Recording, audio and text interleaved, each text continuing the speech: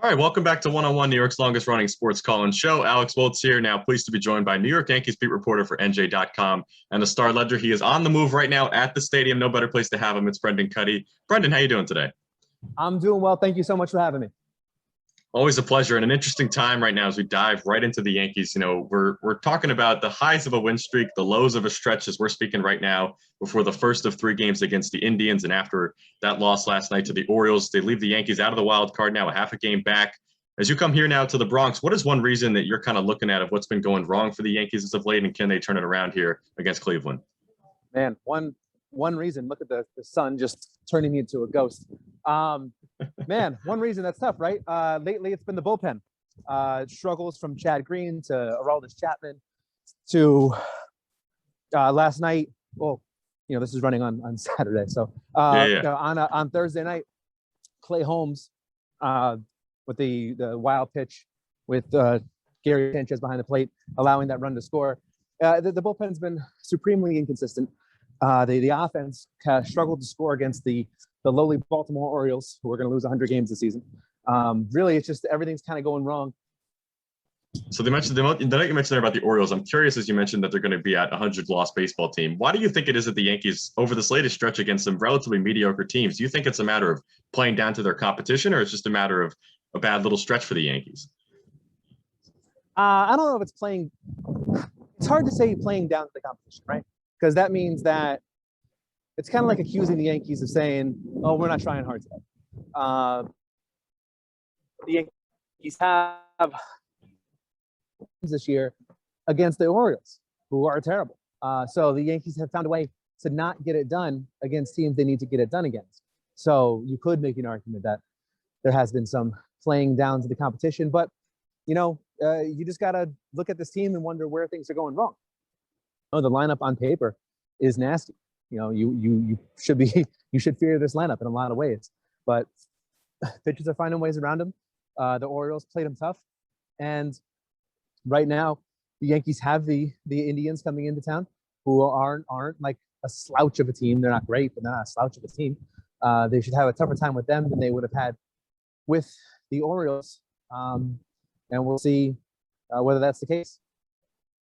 And you mentioned a little bit about the bullpen. I want to go back to that for one quick second, because you've talked about some of the inconsistencies with the players there, and there's been some injury issues and guys like Aroldis Chapman who you just can't rely on, or Chad Green at the moment.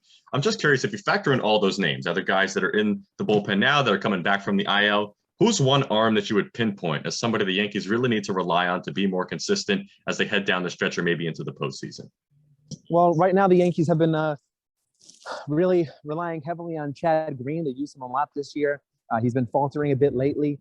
You know, he really is someone who needs to have that second pitch down, the curveball, to play off of his fastball. Hasn't really worked out for him lately. Some home runs. Aroldis Chapman has seemed a bit more of himself of late, but definitely isn't close to what he was early in the season, when he was, you know, looking like a slam dunk all-star candidate, having the best season of his career. I would say it's those two bullpen guys that really need to step up, but it's also a guy like Wandy Peralta, a guy like Clay Holmes.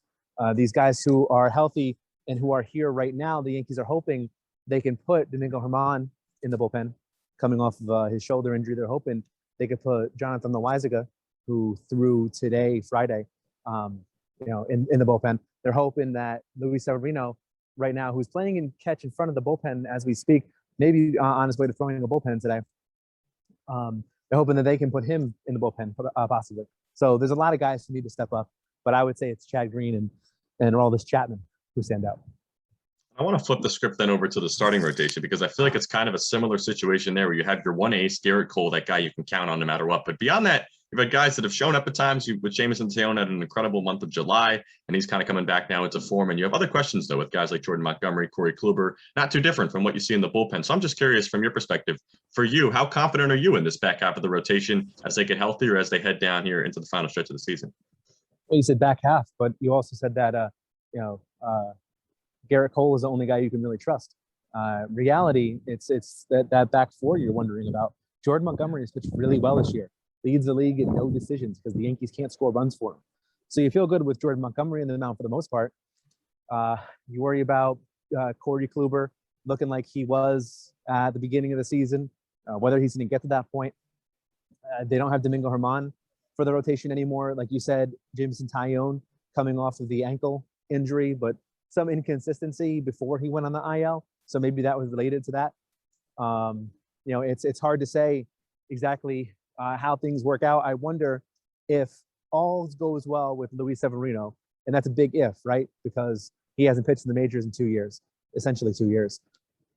I wonder if they would look at using him as an opener, and especially in the playoffs, pairing him with maybe a Nestor Cortez, who's comfortable coming out of the bullpen, and also would be a very different look from Luis Severino if they would maybe use that kind of pairing in the playoffs to fortify their starting rotation. And let's dive deeper to Severino really quickly too, because I'm curious from your perspective, obviously covering the team, being around the team. I feel like there's a lot of mystery around Severino. If he's going to come back, if it's a fantasy, where do you kind of stand on that? Are you expected to see him in pinstripes at all this year at all? I mean, I don't want to cop out. I'm not a doctor. He's trying. I'm watching him throw a bullpen session right now. He looks like he's healthy. He looks like he's ready to go. But the 2 times he's had issues returning from ultimately the Tommy John surgery rehab, he was on the mound in a minor league game, suffered the groin strain. He was doing a bullpen session. Shoulder was an issue. So, I guess you kind of have to do the believe it when I see it thing. But at the same time, he's working. He's trying to get back. You can't argue that. So I don't have a good read on it for you. I wish I did. I make a lot of money somehow. I make a bet somewhere. I'm just kidding. I wouldn't do that. But I have no idea. But he's trying. Yeah, and we'll see what happens there. But one thing I think we do know, as you've kind of talked about, is that the real issue with the team really sits at the offense right now and the inconsistency there. And I'm just curious, this juggernaut group, as you mentioned earlier, the lineup, the additions at the trade deadline still really haven't panned out. Still, the offense seems like the main issue. Do you think that's a problem that is going to resolve itself in the final weeks of the season, or that this is what the Yankees are going to be and they're going to have to rely on their pitching instead? Well, it's tough to say, right? They went on that 13-game winning streak. They won some games with their offense there. Of course, a lot of those wins were close wins. Joey Gallo's heated up of late, a bunch of home runs in the past 10, 11 games. Anthony Rizzo is the kind of guy who really should take well to Yankee Stadium. And, the Yankees have 6 games, here over the weekend. Yeah, those trades, they have an opportunity to work out. Again, I'm kind of copping out on you, but it's a situation where this team has been so wildly inconsistent. For me to sit here and tell you that the offense isn't going to turn around, there's no doubt they're going to put up 10 runs tonight, right? So it's kind of hold on to your seats, and if you're a Yankees fan, cross your fingers. It's funny because we were talking about at the beginning of the season, we didn't have a big enough sample size. And now even with that sample size, it feels like you still can't give a concrete answer to those questions. So really, like you mentioned, I think it's a fascinating thing. But one part of the offense and really the defense as well, I want to hone in on is the infield, because we've seen a lot of conversations about Gleyber Torres and where he's playing, and Gio Urshela, and even DJ LeMahieu for that matter. My question to you is, if you look at the infield and you have to pick an ideal 4 on any given day that you want to trot out there in the playoffs, who do you think that would be and where? Ideal defensive configuration. Let's go defensive. Yeah. Yeah. I mean, I guess overall, right. It's Rizzo at first base. It's Gio at third. It's Velasquez at shortstop, and DJ at second base. That's your best case scenario defense. That's what you want in the 9th inning. Will the Yankees back away from Gleyber altogether at some point if he doesn't start hitting? If his defense at second base starts being a worry, even more of a worry, they might do that. That might be the configuration you see in the playoffs. The Yankees aren't scared to make that move. But I do think that the Yankees offense has been so up and down lately that they worry that if they just sit Gleyber, they lose that offensive potential. And they do believe that he's more than capable of handling second base. They believe that he can handle shortstop. It's just that, he hasn't gotten it done. So that would seem like the best configuration for right now for the Yankees. But I think a lot of it hinges on Gleyber Torres.